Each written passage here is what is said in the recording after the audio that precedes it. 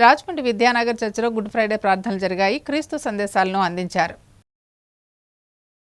Good Friday సందర్భంగా Rajahmundry Vidyanagar church of God గౌరవ director గుమ్మడి Samuel Moses good Friday సందేశాలను అందించారు.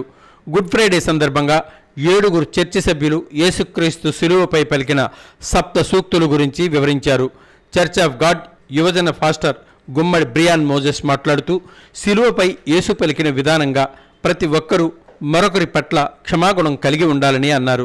చర్చ్ ఆఫ్ గాడ్ స్త్రీల డైరెక్టర్ కమలా షయూరా మాట్లాడుతూ శిలువలో శ్రమపడుతున్నప్పటికీ యేసు తన తల్లి పట్ల ప్రేమను వ్యక్తపరిచారని అన్నారు.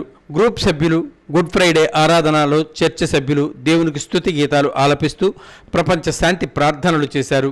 ఈ కార్యక్రమంలో దేవుని సంఘ సభ్యులు K Isaac Raj, R Jacob Suman, K Suvarnaratnam, Nageswararao, B Srinivas, Soni, G Moses, Prabhakar, Varun తదితరులు పాల్గొన్నారు.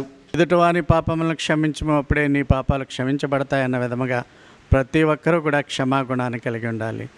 దేవుడు ఈ ప్రజలందరినీ కూడా ప్రేమిస్తున్నాడు. ఈ క్రైస్తవులు ఒక్కరికే దేవుడు కాదు, ఆయన సమస్త మానవాళికి దేవుడే కనుక యేసుక్రీస్తు యొక్క మరణము మానవులందరికీ కూడా శుభం తెచ్చింది కనుక ఆ దినాన్ని బ్యాడ్ ఫ్రైడే అనకుండా గుడ్ ఫ్రైడే అని అంటారు. ప్రభు మిమ్మల్ని అందరినీ కూడా బాగా దీవించి